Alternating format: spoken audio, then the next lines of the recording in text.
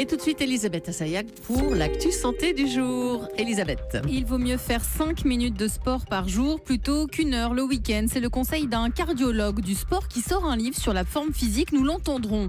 Une vidéo pleine d'humour a été mise en ligne dans un village breton pour recruter un médecin qu'ils attendent depuis 4 ans. Et puis 53 000 $, c'est le prix final du badge d'une médaillée des Jeux Olympiques. Elle avait mis en vente pour aider les enfants malades. Il vaut donc mieux faire un peu de sport chaque jour plutôt que beaucoup le week-end. Comment reprendre le sport quand on se sent tout rouillé ? Un cardiologue du sport, Laurent Uzan, vient d'écrire un livre sur la question. Ça s'appelle « Prenez la santé de votre cœur en main » aux éditions Le Duc. Écoutez-le, pour lui, il est préférable de faire 5 minutes par jour plutôt qu'1 heure pleine le dimanche. Plus on veut progresser, plus il faudra bosser sur du cardio. La seule chose, c'est que quand on n'a jamais rien fait depuis très longtemps, qu'on a stoppé depuis trop longtemps, effectivement, on va s'essouffler très vite. C'est là où il faut comprendre qu'en fait, on peut redémarrer, mais en fragmentant les choses. C'est-à-dire qu'en faisant, je peux faire ma demi-heure, mais en fragmentant sur 5 ou 10 minutes. Un exemple que je donne souvent pour les gens qui ont envie de reprendre la course à pied, c'est je marche déjà une demi-heure. Je marche, je suis capable, a priori, tout le monde est capable de marcher pendant 30 minutes, même si c'est de la marche de façon lente. Une fois que je suis capable de tenir ça, juste marche-balade. D'accord, c'est vraiment je marche dans la rue. Si je suis capable de faire ça, c'est-à-dire que je suis capable de faire de temps en temps, sur 1 minute, des moments où je vais marcher plus vite. Ou bien deuxième possibilité, c'est de faire juste 5 minutes d'activité. Et on a prouvé que 5 minutes d'activité, c'était en plus bénéfique pour la santé. Et c'est 5 minutes d'activité que je vais faire une fois, puis éventuellement 2 fois dans la journée. Et ça va être 5 minutes de marche rapide pour pouvoir redémarrer. En accumulant en fait ces petits éléments-là, je vais au fur et à mesure réussir à améliorer mes capacités musculaires, mes capacités cardiaques, mes capacités pulmonaires, et revoir que mon effort il va être de mieux en mieux toléré, je vais être de moins en moins fatigué, je vais pouvoir me remettre à l'activité. Le mot le plus important, c'est la progressivité. Gérald, vous vouliez ajouter quelque chose là-dessus ? J'ajouterais 2 mots importants, mais il l'a dit Laurent Uzan, c'est faire du fractionné, et ça c'est important, on fait de l'activité physique régulière, et puis on accélère et on ralentit, ça c'est important. Et deuxième mot-clé, c'est la régularité. Tous les jours donc. En cette période de bonne résolution, c'est bien, c'est une bonne résolution pour la rentrée. Et moi, mon heure de gym par semaine. Si, mais c'est très bien 1 heure de gym, mais il ne faut pas les autres jours être complètement sédentaire. Ça veut dire qu'on prend les escaliers plutôt que l'ascenseur. D'accord. Allez Julie, courage. La commune bretonne de Landudec met en ligne une vidéo humoristique pour tenter de recruter son médecin généraliste. Oui, les habitants de ce village de 1400 habitants attendent leur nouveau médecin généraliste depuis 4 ans. Alors comme ça commence à faire long, les habitants de Landudec, c'est le nom du village, ont décidé de tourner une petite vidéo de près de 2 minutes dans laquelle ils font la promotion de leur commune. Ils racontent qu'on peut y faire des superbes balades, du camping, il y a une boîte de nuit aussi, une maison de retraite, une école. Bref, de quoi rendre heureux ce médecin tant attendu. Oui, la boîte de nuit. La boîte de nuit, ça peut lui plaire. Donc vous l'avez compris, on est en plein désert médical. En 2015, 192 déserts médicaux ont été recensés par l'ordre des médecins. C'est près de 2,5 millions de personnes sans médecin près de chez eux. Gérald. Excellente initiative, parce qu'on voit bien qu'un médecin tout seul, isolé, ça peut pas fonctionner, mais là, lui montrer qu'il y a d'autres choses, parce qu'il arrive avec sa famille, évidemment ses enfants, qu'il y a des écoles, qu'il y a de la vie dans ces villages-là, c'est très bien. Faut passer ce clip dans les facs de médecine, notamment les facs de médecine, les grands CHU, en leur disant il existe autre chose que les CHU. Autre chose que Paris. Exactement.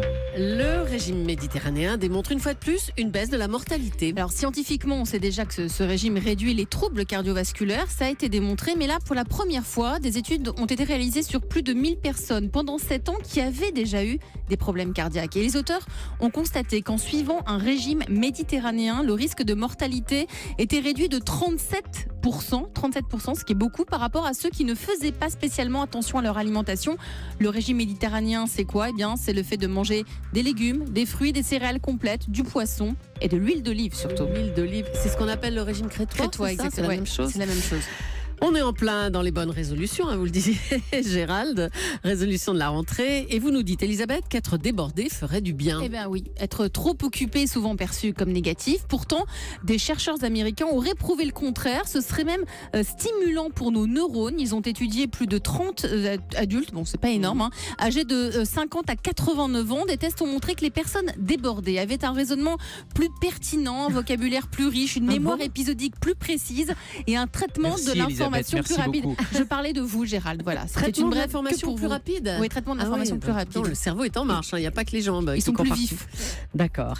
Bon, ça vous convient ça Oui, ce qu'on appelle être multitâche. Être plusieurs choses. multitâche. Et comme Ça- Gérald ça- est débordé tout le temps. Puis ça, Mais non, oui, mais hein. ça permet surtout d'avoir des connexions cérébrales qui vont fonctionner et on sait que ça pas améliore monotache. quand on travaille, mais aussi après, on en parle souvent dans la prévention, la maladie d'Alzheimer, etc. C'est fondamental de faire travailler ses neurones. Oui, mais quand on est débordé, il y a le stress qui va avec aussi. Alors, ça, c'est négatif. Ça, Et on ça, fait du sport. ça, c'est l'équilibre. On peut faire du sport pour évacuer On le n'a plus le stress. temps, on est débordé. 5 minutes par jour.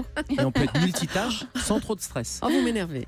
Le certificat médical pour faire du sport, justement, est allégé. La loi du 26 janvier 2016 sur la modernisation du système de santé prévoit une modification des règles et pour le sport en milieu scolaire, aucun certificat de non-contre-indication ne sera exigé. Pour ceux qui pratiquent un sport, les règles ont aussi été assouplies. La visite médicale ne sera exigée qu'une fois tous les 3 ans au lieu d'une fois par an comme c'était le cas jusqu'à présent. Ça c'est pour le sport Oui. hors école. Exception tout de même pour la plongée, le parachutisme ou la boxe. Les anciennes règles continueront de s'appliquer. Mais Gérald, ça signifie que le certificat médical d'aptitude au sport n'avait aucune utilité ? Non, ça veut pas du tout dire ça. Il a aucune utilité si c'est juste un bout de papier. En revanche, c'est l'occasion d'aller voir son médecin, de faire un point santé avec lui, et c'était ça le certificat médical. Alors là, il est non seulement allégé, mais il est supprimé pour toutes les activités standards scolaires de sport. Et en revanche, il reste obligatoire pour les sports en compétition, et c'est normal. Et vous avez cité des sports à risque, hein, la plongée. Il y a des contre-indications réelles. C'est d'ailleurs des médecins spécialisés qui feront ce certificat, le parachutisme également. Bref, tous les sports à risque ou en compétition intensif, il y a besoin de ce Là, c'est certificat. nécessaire. Et surtout de l'examen qui va avec, de l'examen clinique et des examens qui sont à programmer avec son médecin. Et pour terminer, le chiffre santé du jour, 52 000. Oui, une médaillée de Rio a levé 52 000 $, 46 700 € environ pour les enfants malades du cancer. Nous vous en avions parlé Oui, il y a on quelques se jours. souvient, oui. Yarden Gerbi, cette judokate israélienne, a mis aux enchères son badge d'identification aux Jeux Olympiques. Elle l'avait mis en vente sur eBay et le produit de la vente servira à acheter de l'équipement médical pour le traitement d'enfants malades du cancer. Belle initiative. Eh ben, on lui dit bravo à Yarden Gerbi. Merci Elisabeth.